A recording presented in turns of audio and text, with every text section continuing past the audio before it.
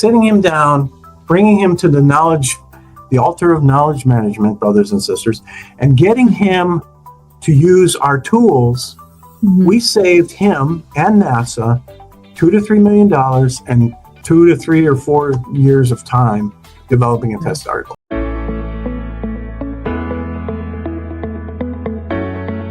It's a pleasure for us to have you with us. We are so excited about this interview and honored that you are here with us for this incredible book launch of Agile, SeeWhatsNext Mindset.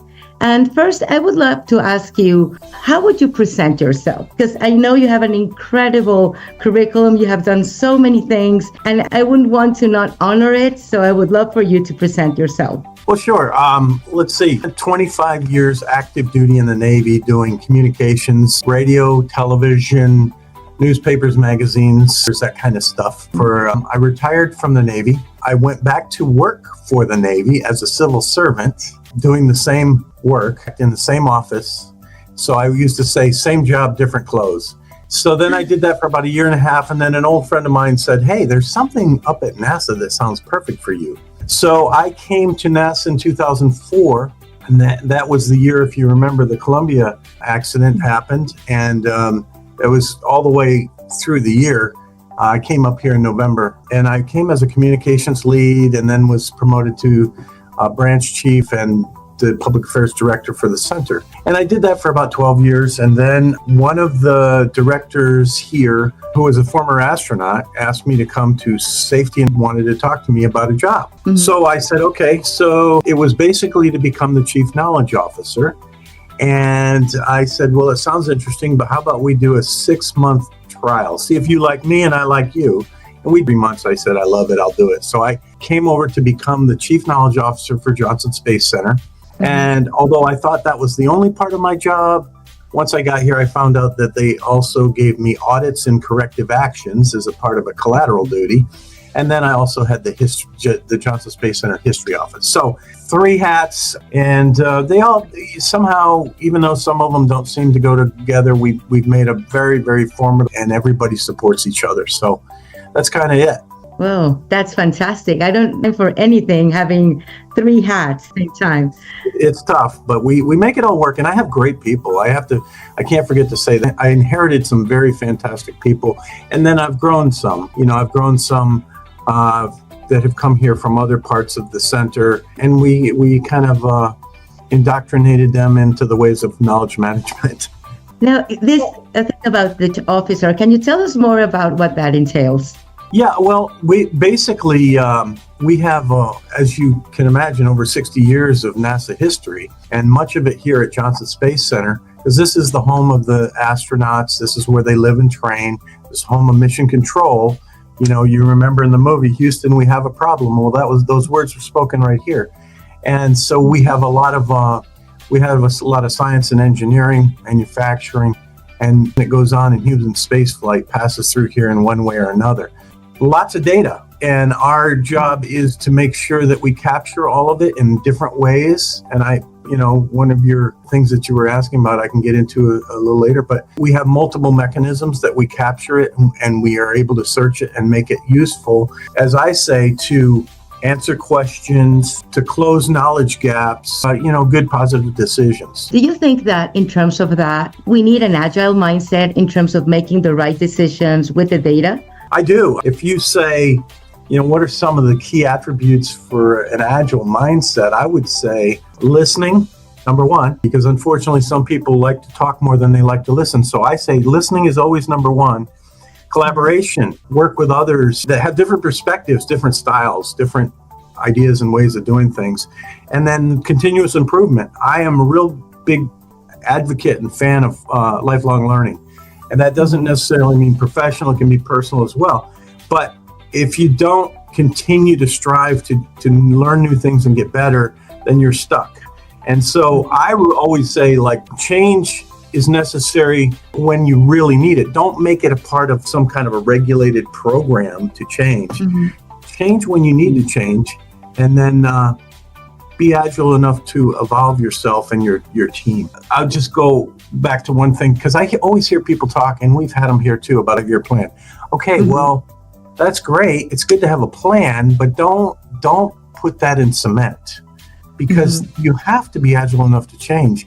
When things change, technology changes, as we all know, right? So we have to be a little bit fluid and flexible, or as we like to say around here, stay liquid.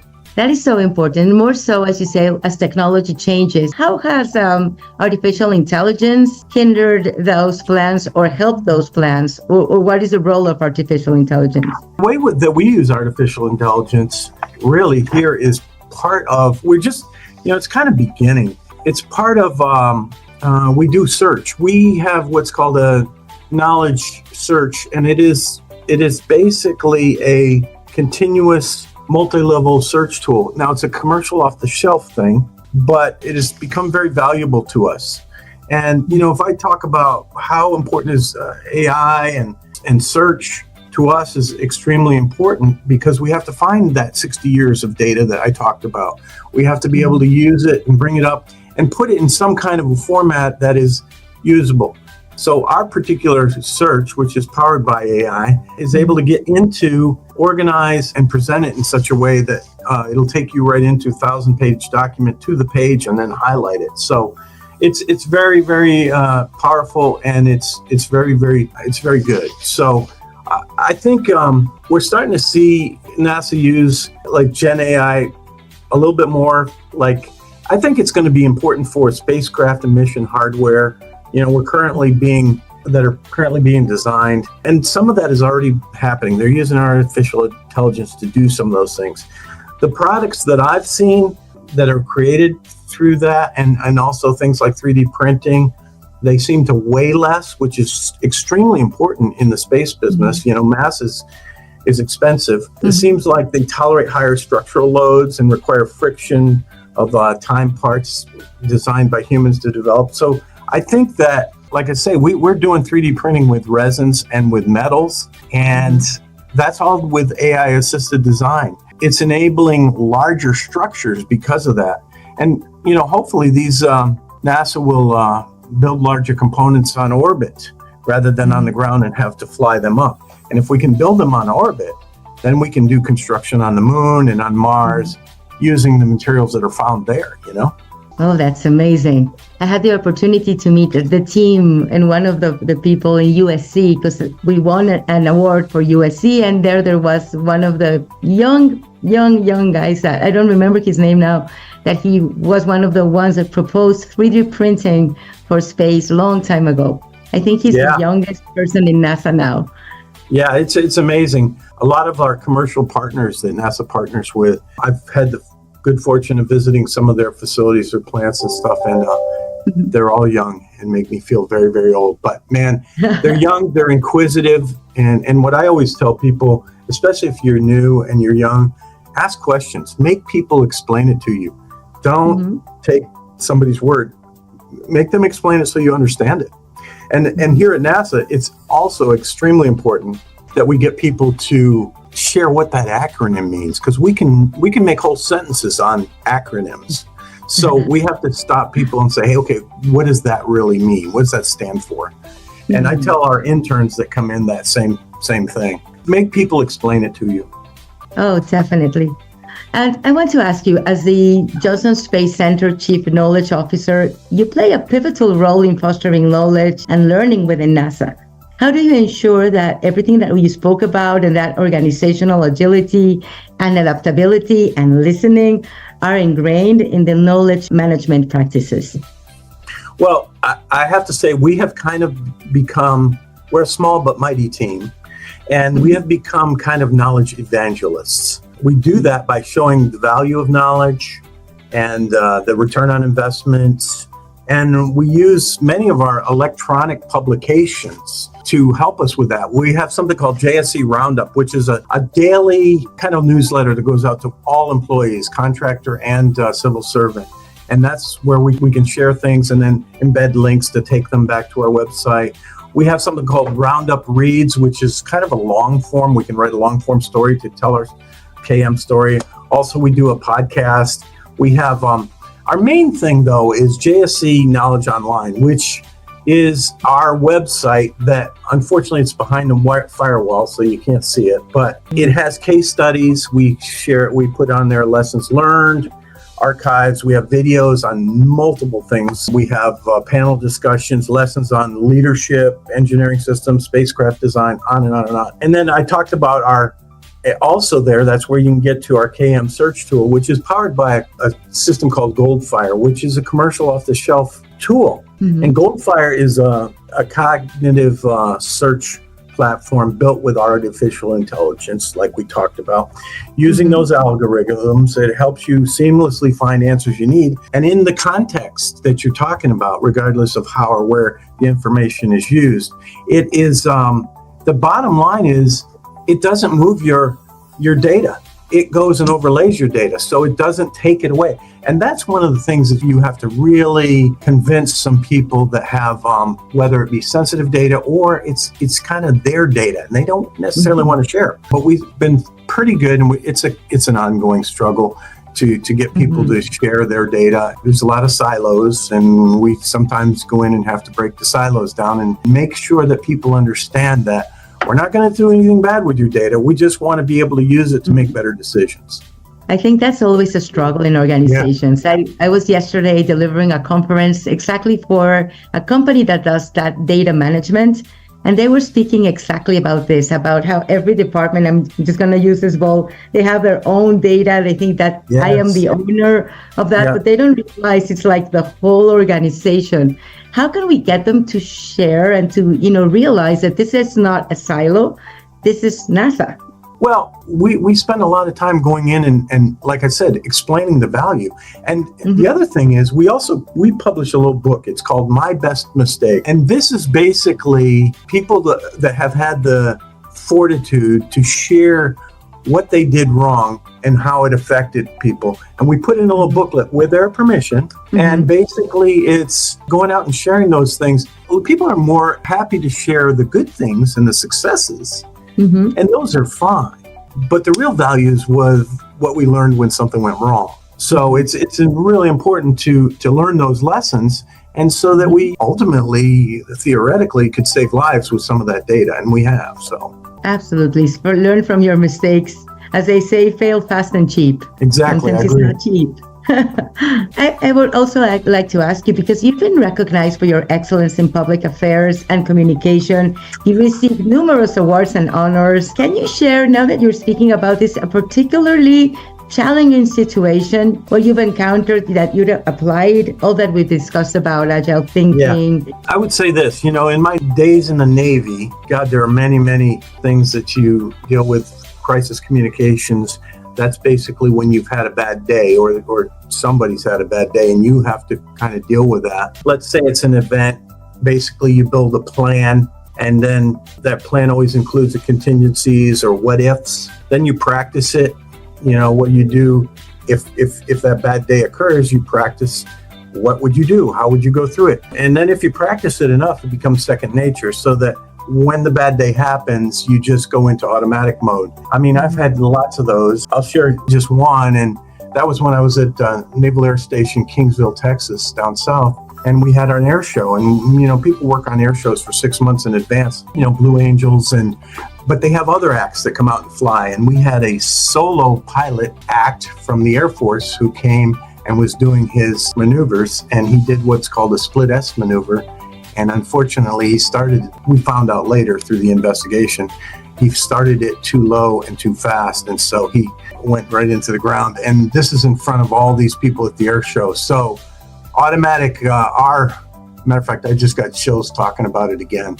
Our process and our training kicked in, and away we went back to our office to start answering phones that were ringing off the hook. We couldn't even keep up with them. Then we decided we're going to have to do a press conference. So I set up a place to do a press conference, got the CO of the base, and we sat there and we had, only the data that we had, but we had to be sure that it was correct as best as we could, because nothing's ever correct in a situation like that.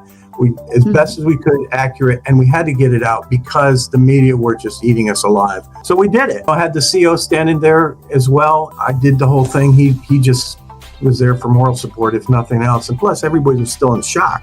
that's the key thing. When you have a bad day and you have a crisis, a lot of people are still in shock.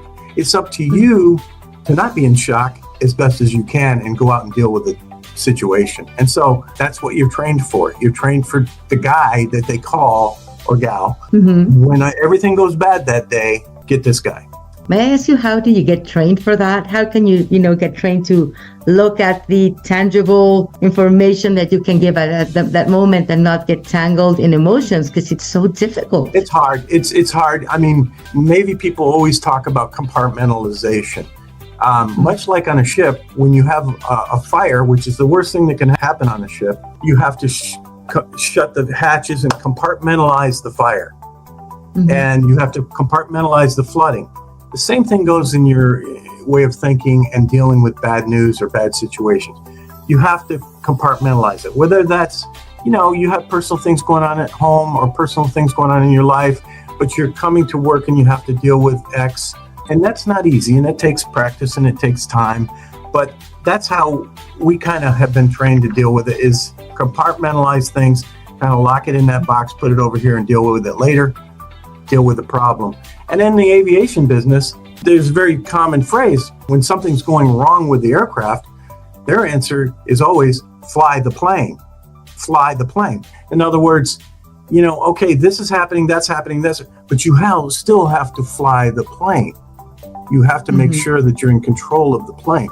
You may have an engine out, but you still have to fly the plane. Anyway, that's a long-winded answer, sorry. No, I love it, because it's a beautiful analogy for life.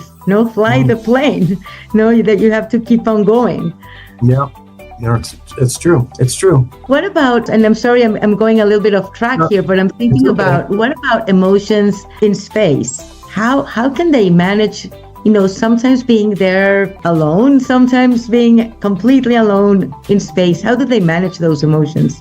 Well, on the International Space Station, first of all, they're trained very, very well on all the psychological effects of what it's like to go away. It's much like, and many of these people are military people, former military people, and it's much like going to sea, and I'll give you my Navy analogy, going to sea on a cruise for 6 months, okay? You have to make sure that everything back home is taken care of. And it's the same for the astronauts. Their families are the strong piece in the chain, right? The strong link in the chain, because they have to take care of everything back home. Now, in my days in the Navy, we never got to be on a phone at sea. Now, people can call home from the International Space Station.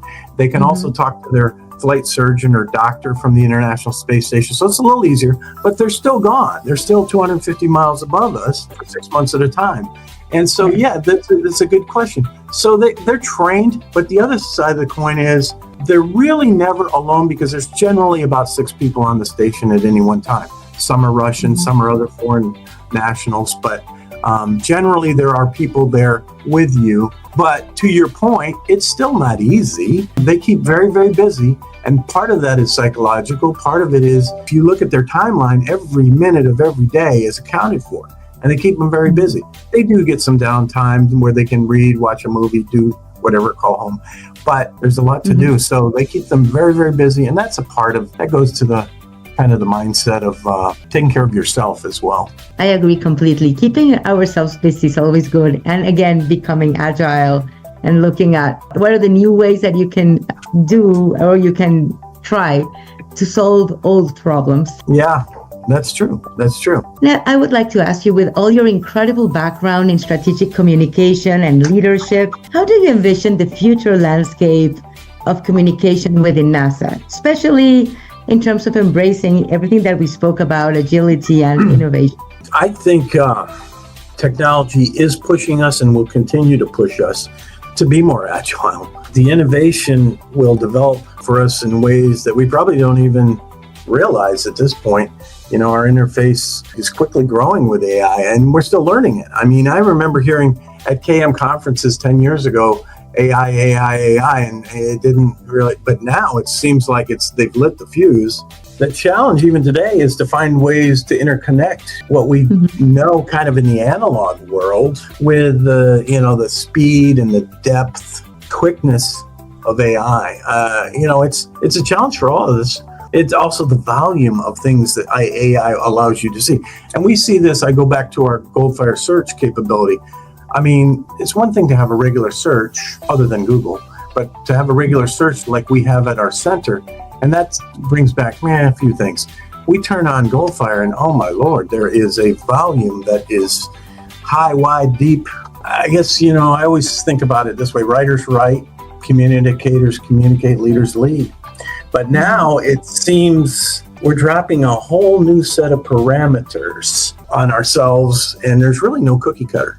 There's no one standard. I do think, though, once we figure it out, we'll be a lot more efficient and effective. And when I say we figure it out, it's industry will figure it out, and we will just be along for the ride, I think. I just hope that they pace themselves so that we can all keep up. Sometimes it goes so fast, right? It goes so fast. Man. And absolutely, NASA, I believe, is at the forefront of space exploration. They're constantly pushing boundaries of what's possible. Yes. Do you think that happens? That definitely happens. The key to that is make sure that we do it safely. Obviously, NASA's very big on, triple redundancy and make sure we have systems that are not just a one system failure. We use something called problematic risk assessment. And that's really to determine the likelihood of a risk occurring. It incorporates the variability and uncertainty to the risk assessment process. It assesses the quality and the safety. So we've had these processes for quite some time to evaluate risk. I mean, we don't launch anything without evaluating the risk very deeply. The interesting thing to see, though, is that some of the commercial partners, they don't have the same constraints as the government. So they can go do things like buy something off the shelf, whereas we have to have it certified and so on. Now, even those partners that do business with and for NASA, there are parameters that they have to stay within when doing a government contract, for sure. But when they're doing things on their own, or they're doing other things, you see SpaceX and Sierra Nevada and some of these guys often doing things, and they're able to take different kinds of risks, and they're able to fail more freely, and so they learn things quicker because of that. So I don't know if I've answered your question. No, you have. I think it's always difficult, and I've seen it in so many organizations, to keep a balance between innovation and safety. No risk taking, but we have to innovate, or if not, we're going to become obsolete. It's not also a matter. It's nice to innovate. We need to innovate. How do you keep the balance between innovation, quality, and safety? It's the risk assessment that you have to do, and looking at things like fault trees and fault tree models, and modeling things and testing it and so on and so forth. I'll bring it back, though, personally to my folks in my office, and I've said this, look, as you know, and as we talked about, I've been in places where bad things can happen. Bad things can happen in space as well. But in my office, doing knowledge management and audits and so on, I tell my people, it's okay to fail. It's okay to fail because we'll learn something from it. Let's just not fail 17 times in a row. But it's all right to make a mistake. Just let's learn something from it. Let's document it and let's share it. That goes back to the collaboration piece, and the piece that we all get better when we share our mistakes. I love that. Most companies or most people like to, take the mistake and throw it out beneath the table. Like, I didn't do anything, to hide mistakes instead of talking freely about them. That's no different here. And that goes back to what we talked about with silos, because people want that. Why do you want my information? Why do you want to share this? I don't necessarily want to share that I've messed up. Well, that's the most valuable thing. And what I always say is the thing about knowledge sharing, the operative word is sharing. That, I talk about creative mistakes. Those are the mistakes that you can definitely make. But I can also talk about, sorry for the word, but stupid mistakes. Mistakes you make over and over and over, and you don't learn from them. That goes to one of the things that you sent me, I was going to talk about, if I can find my notes, because that's right on the money. Yeah, I think you asked something about negative routines that people get into. Oh, yeah. So, or organizations fall into, I would say there's a couple that are really important. One, groupthink. If we're familiar with that thing called the Abilene paradox, where, hey, we're all going to go because that guy's going and that girl's going, and we think but that ain't where you want to be. That's not what you want to do. But everybody went, so it must be the right thing, but not really. And that's something that NASA very much fights against, is groupthink. There's no tolerance for that. And we have a real valuable and important dissenting opinion process. And so anybody can put their hand up and say, I dissent, and there's a process that they go through. I bring that back to my days in the Navy on the flight deck of an aircraft carrier with a multi-million-dollar aircraft sitting ready to launch.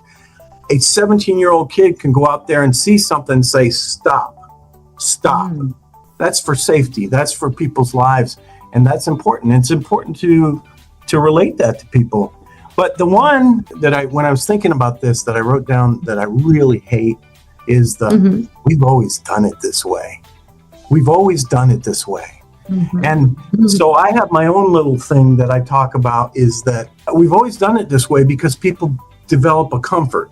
This is how we do it because I'm comfortable doing it this way. Well, you're never going to move forward if you're always comfortable doing it this way. So I have something that I call people that do this rut dwellers. They live in the rut that they live in. Every once in a while, they'll pop their head up and look around, and then they'll go back in their rut because it's comfortable in the rut. It's warm in the rut. And it's where I want to be because this is what I know. But they never learn, they never advance, and they never grow. And that's kind of sad. And the other thing is, to counter that, what we use here, whether it's for budget, whether it's for decision making, whatever, is yes if. The yes if kind of thing. It's like people say, well, I need more budget to do X, Y, or Z. Yes, if you can prove the value of it. Yes, if we have money at the end of the year. Yes, if you've done your homework and you can prove it out to senior staff. Yes, if. Rather than no right out of the box, no, yes, if you can prove it. That is fantastic. Instead of the typical no, but, I didn't manage because, and then the reason of why we didn't do what we were supposed to do. Or heck no, what are you thinking? Absolutely. One of the barriers we discuss in the book, and I always talk about in my conferences, has to do with not saying what you really think, because you don't feel empowered. And what you say that, for example, a 17-year-old can say stop is amazing.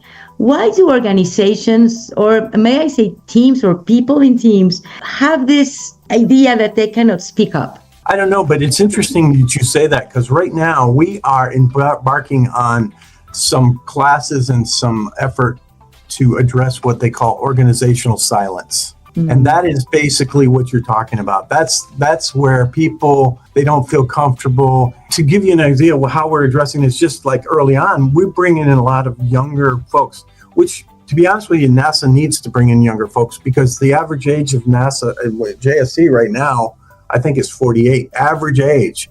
We have people that are here that are 80 years old and more. And because they love what they do and they don't want to not do it anymore. But that doesn't help the long-term health of the organization. So we've got to bring and infuse young talent. And so what we do when we bring the young talent in, we tell all the managers and the supervisors and everybody, these guys got an equally valuable seat at the table.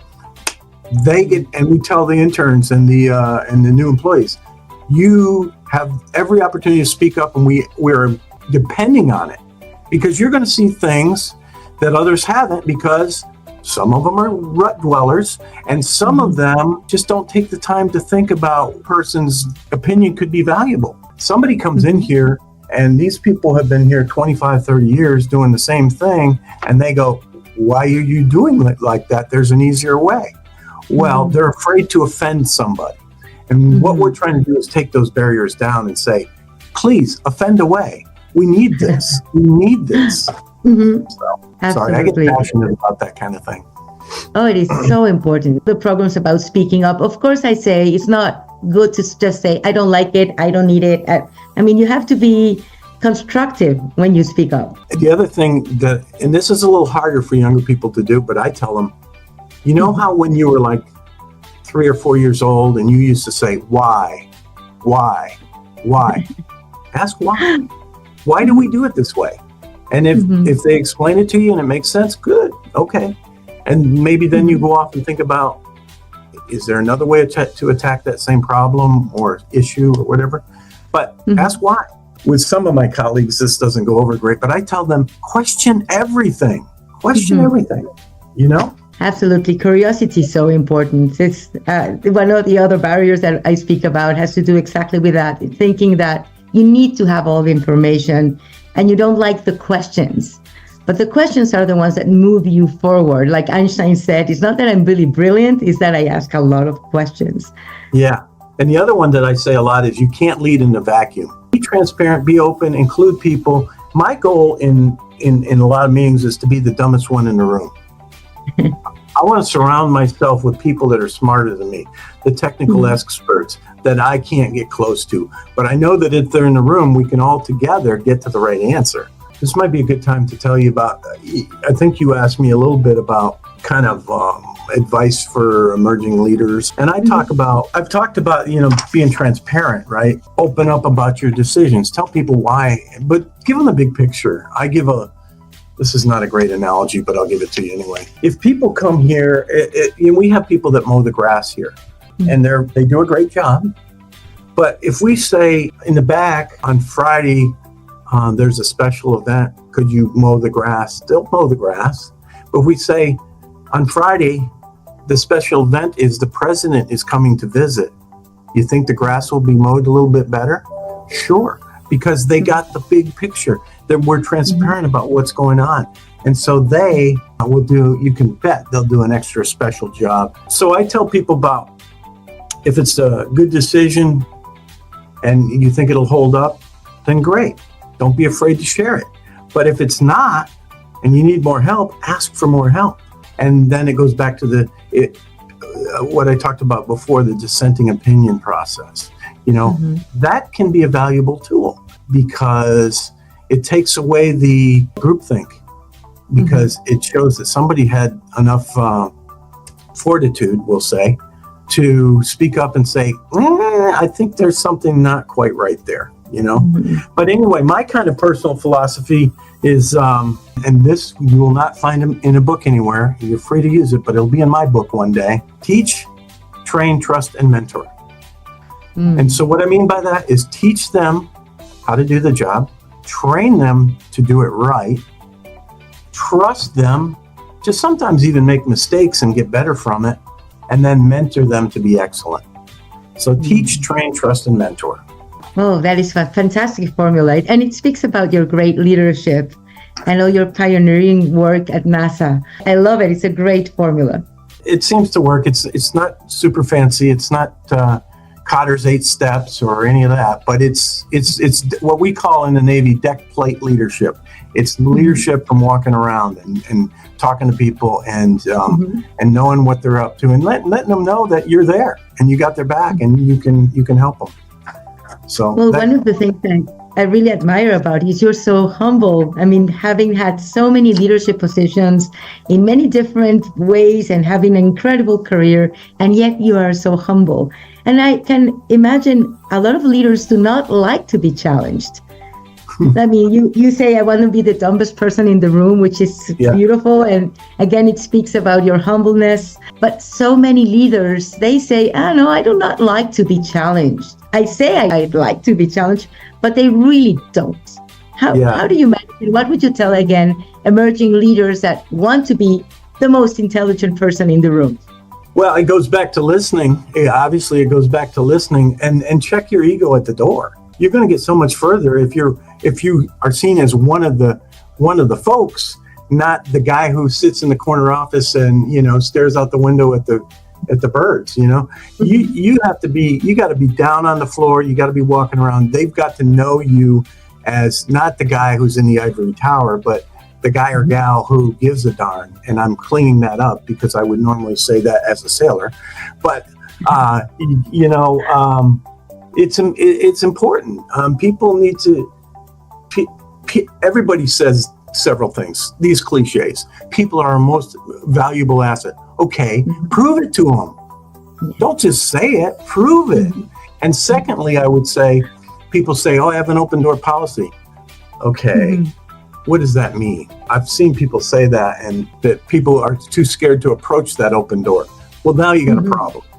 You can leave it open, but if the buzzer goes off every time you walk through it, it's a problem. I agree completely with you. So many leaders say, for example, yes, we are one, we're one team, we're all together. And when I tell them, yeah, I would like to have a seminar with everybody, all the different levels together, they, oh, no, we cannot mix the levels. And, we have the supervisors and the directors and the managers, and they cannot mix. So from one place, you're saying you're one, and in the other one, you're saying we cannot mix. Have you seen that happen, that hierarchy thing? That thing of I am the different level? It's interesting. That's very, very evident in the military world, but even they're changing. They have a rank structure, and they have something called fraternization. You do not fraternize with certain groups, and pay grades and stuff don't fraternize on duty or off duty. But even that's changing, and people are realizing that the value, especially in the workplace, even the military is changing to realize that E1 who just came in the Navy or the Air Force, Army, whatever, 6 months ago, he actually might have an opinion. He might have a valuable opinion. Now, at NASA, I would say we're a little better there. We are pretty good at allowing people to speak up. There's a hierarchy, but it's not hard and fast. It's not built out of stone. And people, I think in most any meeting are free to speak up and say, I think there might be something else here that we should look at. So I feel good about that NASA, and again, it goes back to there are venues. If you have a dissenting opinion, there's a process, there's a tool. So people know that. And I think we've evolved. I think back from the Challenger disaster to the Columbia, that period of time, NASA evolved greatly. Because in the Challenger time frame, they kind of, kept everything down and quiet, and it came out, but not to the extent and not to the quickness of the Columbia Accident Investigation Board and how we shared information with the public, with the families, and with the employees. And so from that, I think we've learned a lot. We've evolved in how to do it, and we've made how to do it even better. So I feel good about that. When you speak about the Challenger, I always remember this conversation I had with someone at NASA that said, Challenger happened because of silence. That's true. And it evolved quite a ways to Columbia. Columbia was a different set of circumstances, but absolutely Challenger was a silence issue. And not wanting to speak up. They had the data, but they don't know if this is good that I share the data. Well, no, it's great if you share the data. We're counting on you to share the data, but they didn't. And sometimes keeping quiet can lead to horrible mistakes. I agree 100%. 100%. It goes back to everything that we talk about. Communication at every level is probably one of our most important tools. If we don't communicate, if we don't talk, even if it's two people in an office sharing an opinion, and if we keep it to ourselves, then we've got two opinions. They may both be wrong, but we won't know until we come together and share them together. Absolutely. And it seems like something we should, do naturally. But when I speak with leaders and different groups, it's interesting that we sometimes need to learn how to communicate, how to be assertive, how to really say what you think in a constructive way, how to even deliver feedback or deliver instructions in a good way. Do you think that is important to learn? I think it's very important to learn that. And it does take learning because, quite honestly, I'm a self-proclaimed introvert. I know that may be hard to believe, but I am. For example, parties, cocktail parties, whatever, they just drain my energy. I'd rather be alone and, do my thing, do my reading, my writing, whatever. But at work, you can't live in a hermit house. You have to be interactive, and that goes to leadership. So if anybody can learn it, if I've learned it, anybody can learn it, But what I do it with, and you probably picked up on this, I do it with humor. I do it with humor. I can't tell a joke to save my life. I really can't.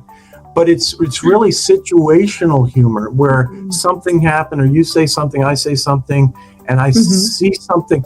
And if people saw inside my head, they'd be shocked. But I see humor in most any situation. And there's a lot of things you can do to disarm people with humor, especially self-effacing humor. If you talk about yourself or you talk about a situation or what have you, people drop their guard, and that's how then you can get in. Now we're going to connect, and then maybe you can have some of those hard discussions that you wouldn't been able to have had before. I've laughed and I've cried. I prefer the former. It's like not taking yourself too seriously, taking what you do seriously, but not taking yourself too seriously. Being able to laugh about yourself and things that you had that happen is so important. And honestly, that's how sometimes we get across to people to share our mistakes. We give our own examples, and then we'll say, look, hey, we learned something from it. We didn't kill anybody. And I said, it goes back to what I said earlier. I tell my people, it's okay to make a mistake. We're not going to kill anybody in what we do in this office. Now, that's not always the case, and we have to be mindful of that. But in this office, with our papers and our computer, we're not going to kill anybody. So, okay, make the mistake. Come back to me and let's talk about it. Let's figure out what we learned from it, and let's make it better. Amazing. You have done so many things, Jim, and I'm really, admire so much the way that you approach them. Is there a project that you consider like your defining work? I would say, honestly, I've done a lot of different things over time, but I would say most recently, and more importantly, here locally, kind of building an effective knowledge management program with few people and very little funding. We've truly had a successful grassroots effort to make this happen. We've been communicating the benefits to our employees in order to make them change or stop or at least consider how they do things. And we try to share the past successes and failures, some of which we had talked about. We feel like we've contributed to safe operations, and we've saved people time and money. And I have an example if you want to hear it, or a short example. It's a long example, but I'll make it short. So I talk about our search capability, Goldfire, which is, again, a commercial off the shelf, and I don't endorse them. We don't get any money from them or whatever. It's just what we happen to pay licensing fees to. A few years ago, Orion, which is the capsule that sits on top of the SLS, was being designed, and these engineers in Orion were racking their head against the ground because there's something called on the bottom of the capsule, if you even remember back to seeing pictures of the Apollo days, there are airbags, and they're called CMUS bags, crew module uprating systems. If the module comes into the water, they inflate these bags and it turns them upright so that they can get the astronauts out easy. They can get them out upside down, but that takes a diver, and it's not an easy thing. So you want them to come upright. But they were having problems designing these bags because Orion is a totally different spacecraft than way back in Apollo days. It's also much larger. So they're trying to find the right materials to make these things out of, and so on and so forth. Anyway, guy bangs his head against the wall, cannot figure stuff out. He's trying to figure out how to close this knowledge gap, solve this problem that he's got. And he even went so far as to have what we call graybeards, old retired NASA employees, bring in stuff that's in their attic, schematic drawings, blow it off. And so that helped a little bit, but it didn't really get him to where he needed. So he came to us. He's heard about this Goldfire thing.